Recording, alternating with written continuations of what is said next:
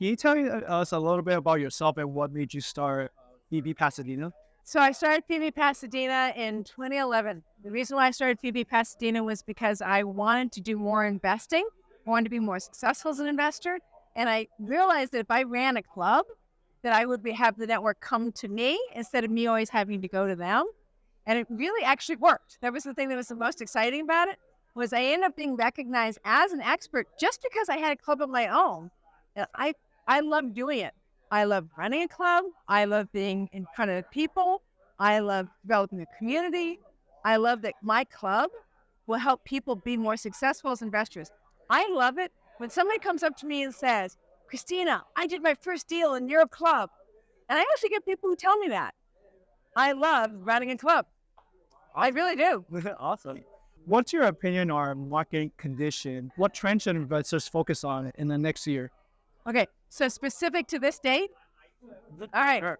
So we're right now, we have to timestamp this because this is 2023, November 2023. And what we're seeing is that the Fed has been raising rates for almost a year, and now they've paused. And I'm pretty sure they're done. Unless unemployment still stays super sticky.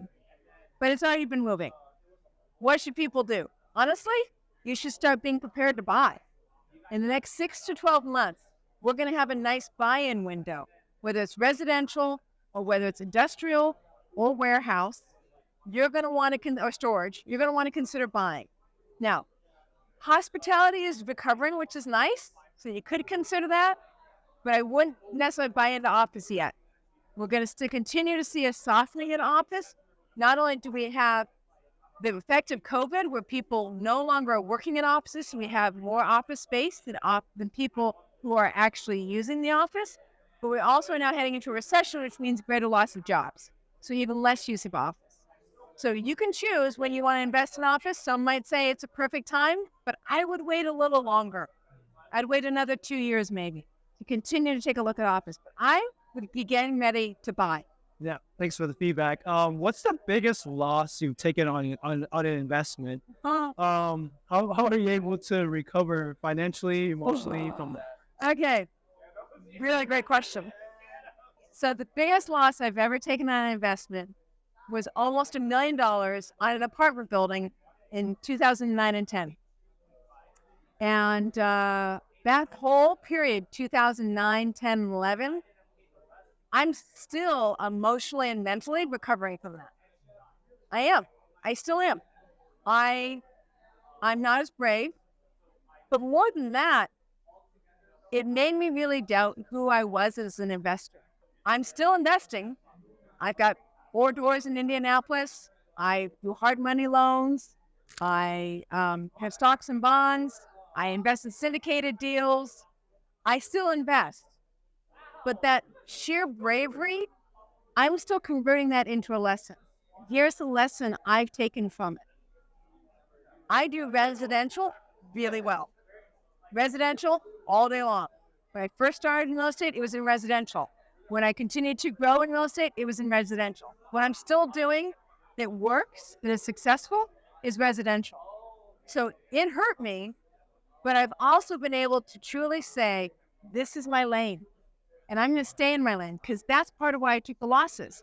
It wasn't because I was buying an apartment building. It's because I was in the middle of doing something fancy with an apartment building called a condo conversion. And that condo conversion took too long because that wasn't my lane. Sounds like you've been investing in a lot of great deals. What's your number one tip to build a real estate portfolio?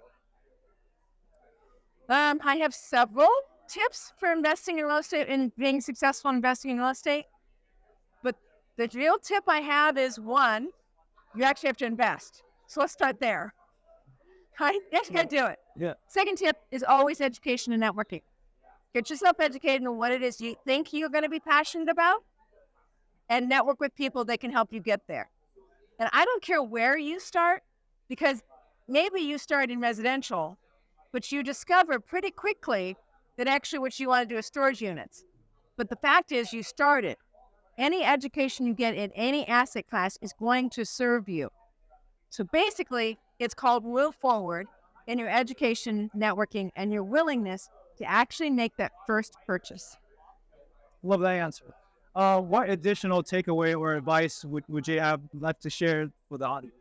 You don't invest alone. You don't invest alone. So you got to get good at people. Whether you like people or not, you got to get good at people. You don't invest alone, develop your team.